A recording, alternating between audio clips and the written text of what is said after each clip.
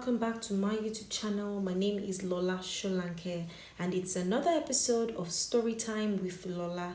On this episode, I'll be telling you the story of Moremi Ajasoro.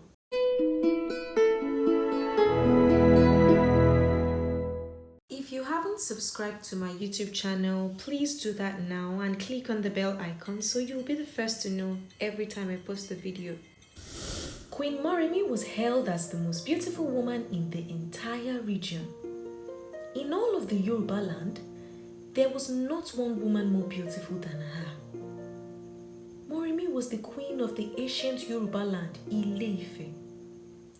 But in order to truly understand her story and her legendary beauty, we must first understand the Orisha, which is the gods of the Yoruba mythology.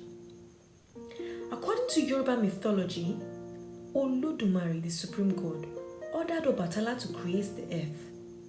But on his way to create the earth, Obatala found some palm wine and was like, I'm about to turn up. So he drank to his heart's content and became completely intoxicated.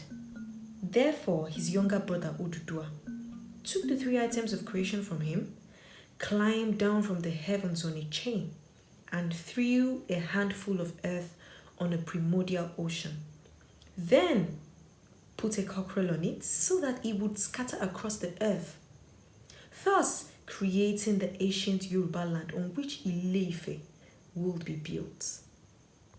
Oduduwa planted a palm nut in a hole in a newly formed land, and from there sprang a great tree with 16 branches, a symbolic representation of the clans of Ile-Ife. Then Obatala, relieved of his hangover, saw the creation of earth and was infuriated. This event gave rise to the everlasting conflict between Obatala and Oduduwa, which is still actually reenacted today at the Itapa festival in Nigeria, which is called Odun Jekuru Itapa. On account of his creation of the world, Oduduwa became the ancestor of the first divine king of the Yoruba, while Obatala is believed to have created the first Yoruba people out of clay. The meaning of the word Ife in Yoruba is expansion. Ile-Ife is therefore in reference to the myth of origin, the land of expansion. Now we get into Queen Moremi. Queen Moremi was of royal family because she was related to the emperor through marriage. The emperor, of course, claiming he was the descendant of Oduduwa. So, a lot was expected of Moremi. Her story goes like this. Queen Moremi was married to King Goromio, and they had a young son named Elaoluorogbo. The Yoruba land of Ile-Ife was at a time faced with constant raids from the Olugbos, also called the forest people. Hundreds of Yoruba people were being enslaved by these forest people. These forest people were of such weird appearance in battlefield that the Yoruba people thought of them as horrible spirits. The Yoruba also believed that they were a visitation sent by the gods as punishment for some evil deeds they had committed. They tried everything to appease the gods, but the raids kept coming and put Ile-Ife into a state of panic. Queen Moremi saw the devastation of her people and in her virtue made up in her mind that she was going to bring an end to this horrific affair. Knowing that the forest people takes captives, she resolved to letting herself be captured during one of their raids, so that she might be taken as a prisoner to the land of the forest people, just so she can learn all their secrets. Queen Moremi, having full access to the Orisha, being somehow related to the gods herself, called upon the spirit of the river Esimion. The river goddess revealed herself and Moremi made an oath that if her attempt was successful, she would offer to her the richest sacrifice she could afford. Just as Moremi planned, she was captured by the forest people and taken away to their capital as a prisoner. But upon first sight of her, the king of the forest people was like, nobody as fine as you could ever be a slave now. Guess what? He gave up on all his side chicks just to marry Moremi, and she became the queen of the forest people.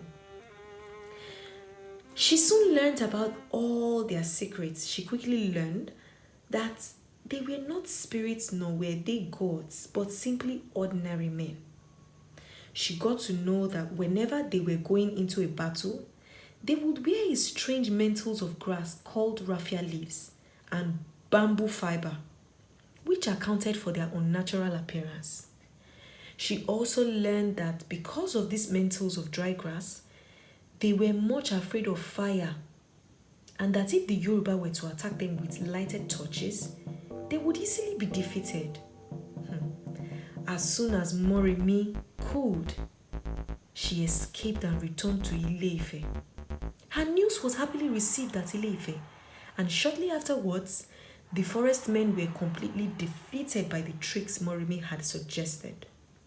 Queen Moremi, returning to the river, proceeded to keep her oath and gave much sacrifice to Ocean at the river. Yet, Esimiri would not receive any of them. The river goddess demanded for her only son. Though deeply saddened by the request, Moremi kept her oath and surrendered her only son to the river goddess. A chain came down from the heavens and lifted him up to live as a heavenly being amongst the Orisha. Her people wept to see this sad spectacle, and they promised to be the sons and daughters of Moremi forever.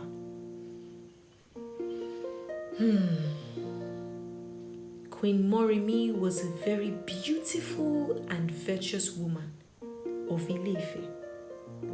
And for that, she continues to be remembered and celebrated in Nigeria till date. Moremi Ajasoro, ewúrẹ́ ò fún mi màmá gbà o.